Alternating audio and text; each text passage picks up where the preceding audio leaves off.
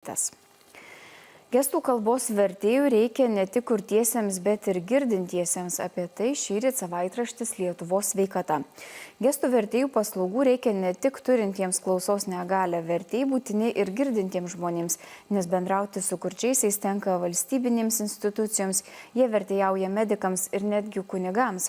Nepaisant poreikio, gestų vertėjų atlyginimai neįspūdingi, o darbo krūvis didelis.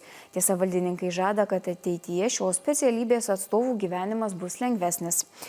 Lietuvių gestų kalbos vertėjų asociacijos prezidentė Ramunė Leonavičienė, turinti ilgametę darbo su kurčiaisiais patirtį, puikiai žino, kokios yra reikalingos gestų vertėjų paslaugos. Pasak jos, pagal surašymo duomenis yra iki 8 000 klausos negalią turinčių asmenų, o gestų vertėjų priskaičiuojama tik apie 110.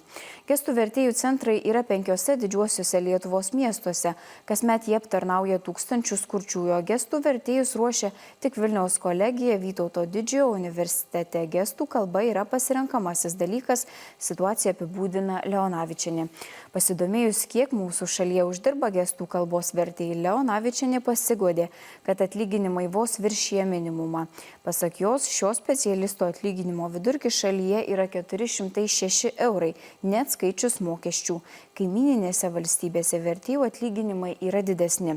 Nepaisant nedidelių algų, gestų kalbos vertėjai dirba išsijuose. Vienam jų tenka apie 70 kurčiųjų, nors optimalus skaičius būtų 40. Gestų kalbos vertėjų reikia ne tik kurtiesiems, bet ir girdintiesiems. Apie tai Lietuvos sveikata.